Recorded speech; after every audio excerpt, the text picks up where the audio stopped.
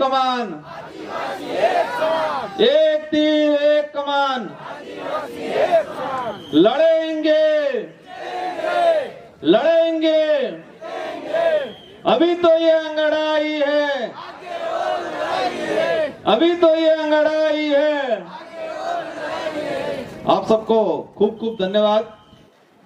आज प्रतापगढ़ की इस धरती पे इस देश का मूल मालिक, मूल बीज अपने हक अधिकार को लेके यहाँ पर एकत्रित हुआ और ये आज एक सरकार को मैसेज जाना चाहिए कि ये आदिवासी समाज, ये पांडाल एक भीड़ नहीं थी। सरकार को ये मैसेज जाना चाहिए कि ये पांडाल, ये जो लोग एकत्रित हुए हैं, एक ये सभा या एक भीड़ नहीं है।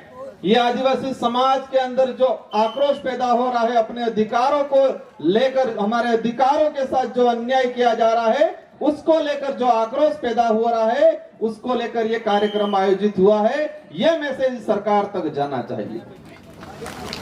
आज अपन सब मिलके हमारे पूर्वजों द्वारा, हमारे वडीलों द्वारा अपना खून पसीना बहा के, अपनी जान गवा के,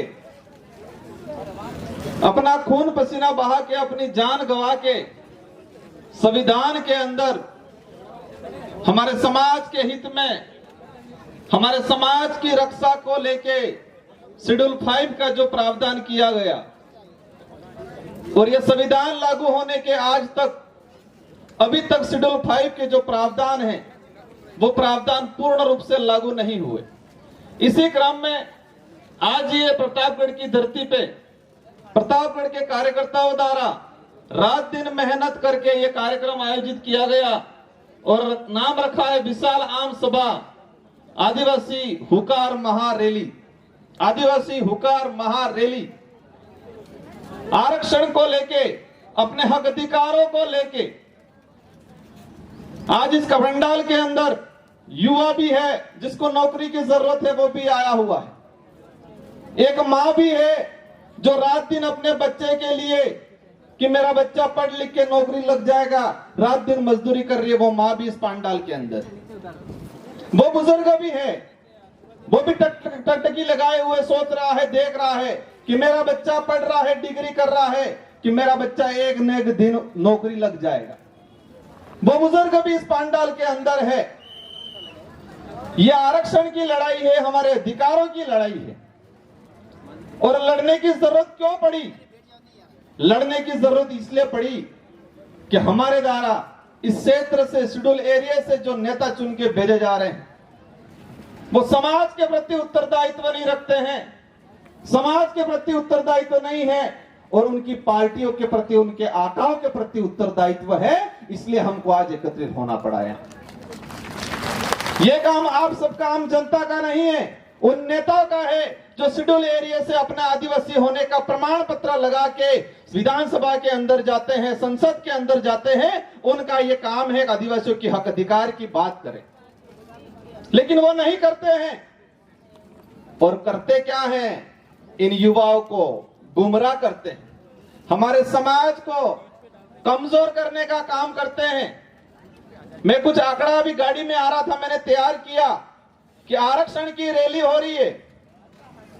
आरक्षण का प्रावधान अनुच्छेद 244(1) हमारे 5वीं अनुसूची के तहत आरक्षण का जो प्रावधान है, उसको लेके राजस्थान सरकार द्वारा, हमारी टीएससी के द्वारा राज्यपाल महोदय को टीएससी के प्रस्ताव के द्वारा भेजा गया। 2013 के अंदर एक अधिसूचना जारी हुई और संशोधित अधिसूचना 2016 में जारी हुई।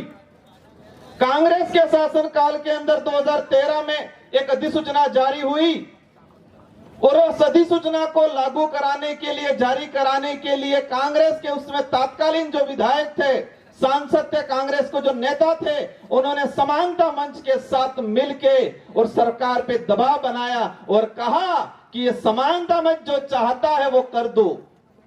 हम तो आंखों के अंधे हैं, कानों के बहरे हैं। समानता बच की मंच की जो बात है उसको मान लो, ये बोला अशोक गहलोत की सरकार को 2013 में।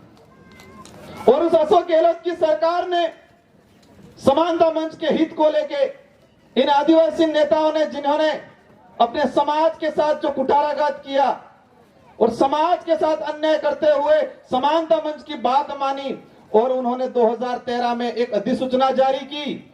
उस अधिसूचना में जो आदिवासी इलाके में 75% आदिवासी समाज रहता है, उस समाज के लिए 45% आरक्षण का प्रावधान किया, 5% एससी का प्रावधान किया और 50% नौकरियां। कहा यह अनारक्षित है, ओपन कैटेगरी है और सभी वर्ग के जा सकते हैं।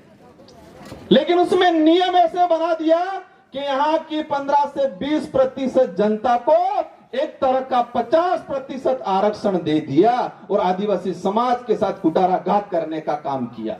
यह वक्त आ गया है कि सूद समेत उन लोगों से वापस वसूलना है और उनको अकल ठिकाने लानी है। ये बदला। हम आज एकत्रित हो गए, तालियां बजा दी, नारे लगा दिए, घर पे गए, भूल गए, बीवी बच्चों के साथ, जमीन जायदाद के साथ, गाड़ियों के साथ हम बिजी हो गए, हम भूल गए। ये नहीं होना चाहिए। आज से गांठ बांध के जाना है। जिन लोगों ने हमारे समाज के साथ, हमारे समाज की 3 से 4 हजार नौकरियां 2013 के बाद उन लोगों ने खाई है, जिन नेताओं ने ये काम किया है, जिन पार्टियों ने ये काम किया है, उनको सबक सिखाना है। आज गांठ बांध के जाना है, तभी हमारा आना और आपका आना और हमारा यह बोलना और आपका सुनना सार्थक रहेगा। मैंने कुछ आंकड़ा तैयार किया। कहा उन लोगों ने, हम लोगों को पैम्पलेट बांट के कहा कि आपको आरएस अधिकारी बनाने के लिए 2013 की अधिसूचना में अलग से आरएस के पद दे दिए। मैंने 3 भर्तियों का डाटा तैयार किया है। पहली भर्ती 2013 में आई, अनुसूचित क्षेत्र के लिए अधीनस्थ सेवा के उन्होंने 43 पद दिए। हमारे आदिवासी समाज के लिए 18 पद मिले और ओपन कैटेगरी के 25 पद मिले। और ओपन कैटेगरी में नियम ऐसा बना दिया कि आदिवासी समाज का बच्चा टॉप होकर उसमें जा रहा था, फिर भी जाने नहीं दिया। और 25 से 25 पद 20% लोगों को मिले और हमारे 75% लोगों को पद कितने मिले? 18 पद। और दूसरी तरफ राजस्थान लेवल पे 12%, 12.5% जो आरक्षण मिल रहा है और अधीनस्थ सेवा के अंदर जो सीटें 12% के हिसाब से उस 2013 की भर्ती के अंदर 74 पद आए, हितर ने 4। और प्रावधान ऐसा कर दिया कि शेड्यूल एरिया की और नॉन शेड्यूल एरिया की विज्ञप्ति अलग ऑप्शन मांग लिए और हमारे भाइयों ने शेड्यूल एरिया की 18 पदों के लिए आवेदन किया, 74 पदों के लिए आवेदन भी नहीं किया। और 3 से 4% ओनली फॉर करौली सवाईमाधोपुर के जो मीणा भाई है उनको 74 पद मिले। कितने? 70 के 4 पद। और यहाँ के 15 से 20% लोगों को 25 पद मिले और हमें मिले 18 पद। इस तरह 2016 की भर्ती 29 पद आए, हमारे भाइयों को 12 मिले और ओपन कैटेगरी के 17 पद रखे, एक भी भाई हमारा नहीं जा पाया। और अनुसूचित क्षेत्र जो हमारा 12% के हिसाब से राजस्थान लेवल पे आता है, वहां पर भी 55 पद आए, हमारा एक भी भाई उसमें नहीं जा पाया। हम कहते हैं आरक्षण नहीं मिल रहा है, वो कहते हैं तुम तो आरक्षण से नौकरी ले रहे हो। हम भ्रम जाल में जी रहे हैं। नौकरी लगने वाला आरएस अधिकारी बन गया, वो भी नहीं देख रहा है कि मेरे कौन से नंबर पे नाम आया। मेरा समाज के साथ मैं तो नौकरी लग गया, लेकिन मेरे समाज के भाइयों के साथ कहां कहां अन्याय हुआ उसको भी फुर्सत नहीं है। वही आगे समय में 2018 में भर्ती आई, कुल 17 पद आए और हमारे समाज को 12 पद मिले शेड्यूल एरिया के और ओपन कैटेगरी के 25 पद। उसमें भी हमारे समाज का एक भी बंदा नहीं लिया गया। मतलब पिछली 3 भर्तियों के अंदर ओपन कैटेगरी जो 50% रिजर्व ओपन कैटेगरी की जो बात करते हैं, उसमें हमारे समाज का एक भी आदमी उस अधीनस्थ सेवा की भर्तियों में नहीं लिया गया। और ऑल ओवर 3 भर्तियों के अंदर जो पद आए 109 पद आए और 42 पद हमें मिले और 67 पद किसको मिले? 15 से 20% लोगों को 60 ने हाथ पद मळ्या न अमन कटला मळ्या 2 तो आरक्षण किने मळ्यु? किसको मिला आरक्षण? आरक्षण उन लोगों को मिला जो 15 से 20% है, और हमारा समाज कहते हैं ये बच्चे पढ़ते नहीं है, बच्चे रगड़ते रहते हैं, ये तो आरक्षण से ऐसे ही नौकरियां लग जाते हैं। आरक्षण के नाम से बदनाम हम हो रहे हैं और फायदा वो ले रहे हैं। ये करने वाला कौन है? वही कमल कांग्रेस के नेता जिन्होंने 2013 के अंदर किया, 2016 के अंदर किया, और हम 5वीं अनुसूची के तहत आरक्षण का लाभ मिलना चाहिए ये बोलते हैं, और वो क्या कहते हैं? 5वीं पासिंग की। हमने कहा 5वीं अनुसूची के तहत हमारे भाइयों को नौकरियां मिलना चाहिए, और उनको सुनाई देता है 5वीं पास। और इसी 5वीं पास की बात को सुन के मैंने 2022 के अंदर पूरे उदयपुर संभाग के सारे एमएलए, सारे एमपी, सारे प्रधान, सारे के सारे सरपंचों को पत्र लिखा था कि आरक्षण का किस तरह से हमारे समाज के साथ दुरुपयोग किया जा रहा है। जिस समाज का सर्टिफिकेट लगा के आज मैं विधायक बना, मैं फॉर्म भरने गया, उस दिन आदिवासी समाज का अगर सर्टिफिकेट नहीं लगाता तो मेरा फॉर्म पास नहीं होता। आपके ये प्रतापगढ़ के विधायक जो हैं रामलाल जी, पार्टी की टिकट लगाते और समाज का सर्टिफिकेट नहीं लगाते तो क्या एमएलए बनते? पार्टी की टिकट 10 लगा लेते और आदिवासी होने का प्रमाण पत्र नहीं लगाते तो क्या एमएलए बनते वो? नहीं बनते। लेकिन हो क्या रहा है? जिस सर्टिफिकेट के आधार पे हम विधायक बन रहे हैं, सरपंच बन रहे हैं, उस सर्टिफिकेट को महत्व नहीं दे रहे हैं। महत्व किसको दे रहे हैं? पार्टी को दे रहे हैं, हाईकमान को दे रहे हैं। उनको अकल ठिकाने लाने का काम करना है इस वक्त। इसी तरह हमारे कुछ, मैंने देखा, मैं वहां गाड़ी से उतरा, कुछ भाई मिले थे 1167 वाले, कुछ की शक्ल मैंने देखी, अच्छी लग रही थी, गुस्सा मुझे उन पे भी है। इसलिए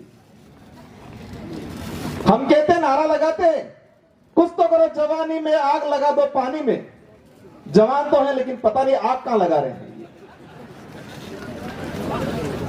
देखो, जब तक हमारे अंदर जो कमजोरी है उस कमजोरी को नहीं पहचानेंगे, हमारी कमजोरी को हमको पहचानना पड़ेगा, उसको दूर करना पड़ेगा। हमको सब कुछ दांव पे लगा के एकजुट होना पड़ेगा। इन लोगों ने कितना अन्याय किया हमारे साथ।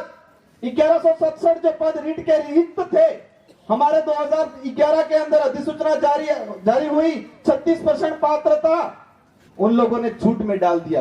वो पात्रता थी, छूट नहीं थी। उसको लेके लड़ाई लड़े। हम कोर्ट के रास्ते बताया था, हम हाई कोर्ट में गए, हाई कोर्ट में एकल पीठ में जीते, डीबी में हारे, हम सुप्रीम कोर्ट ले जा रहे थे, और इन्हीं कमल कांग्रेस के नेताओं ने इन बच्चों को हाई कोर्ट के रास्ते से सड़क के रास्ते पे लाने का काम किया, और उन्होंने डूंगरपुर कलेक्ट्री के बाहर बिठाया। वहां से उन्होंने काकड़ी डूंगरी चढ़ाया। वो क्यों चढ़ाया? क्योंकि पंचायती राज चुनाव आ रहे थे। उनकी किस्मत इतनी फूटी थी कि वो चुनाव निरस्त होकर लेट हो गए।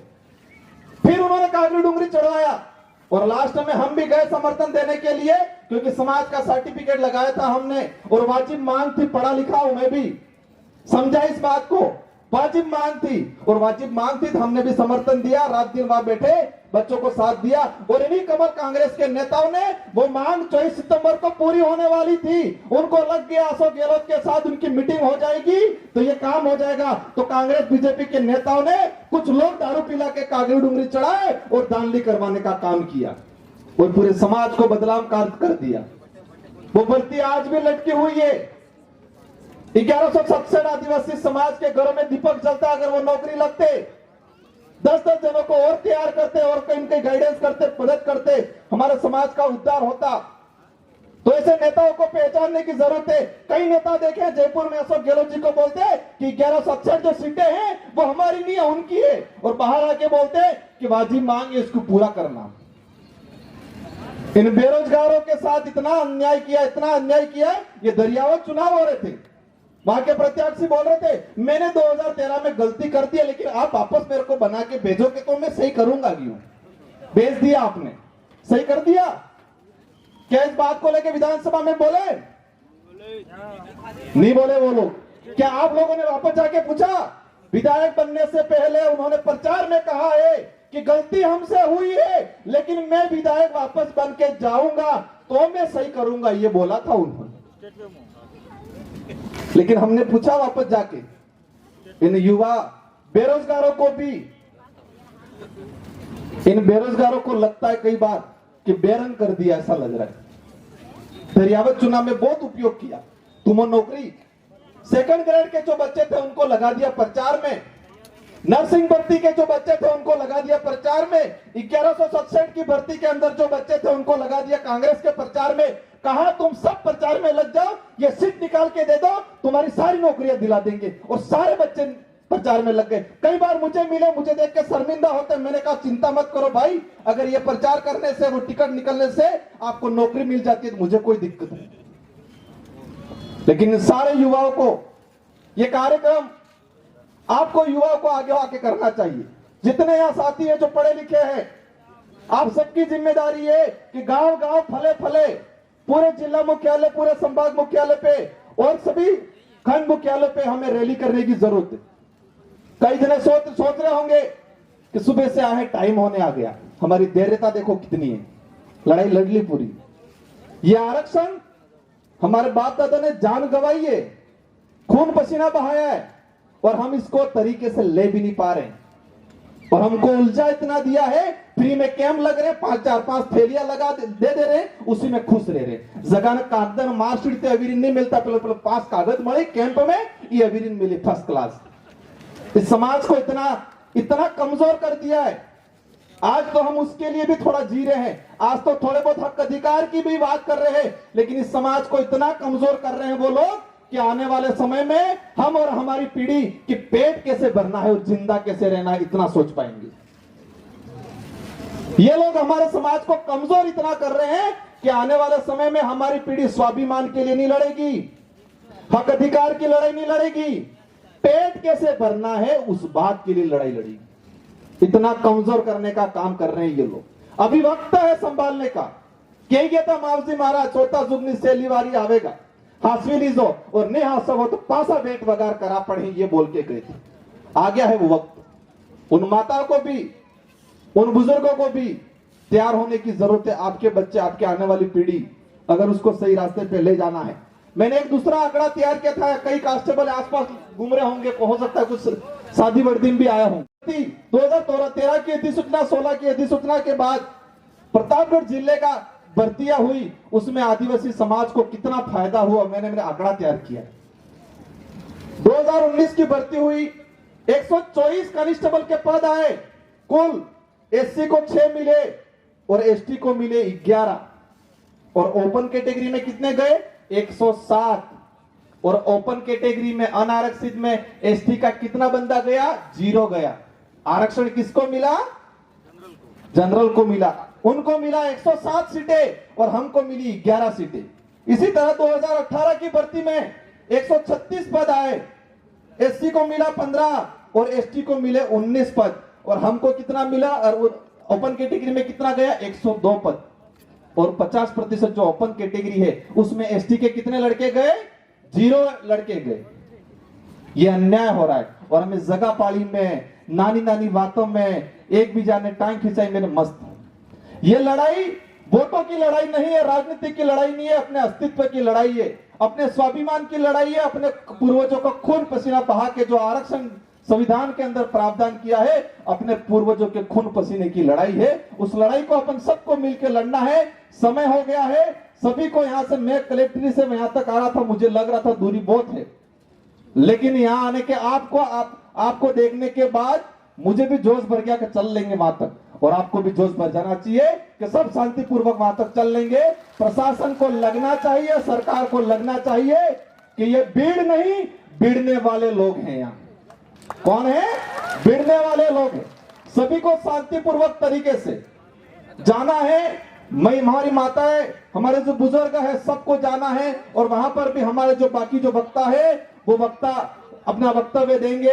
इन्हीं शब्दों के साथ आप सबको धन्यवाद। जय जोहर का नारा है, एक तीर एक कमान।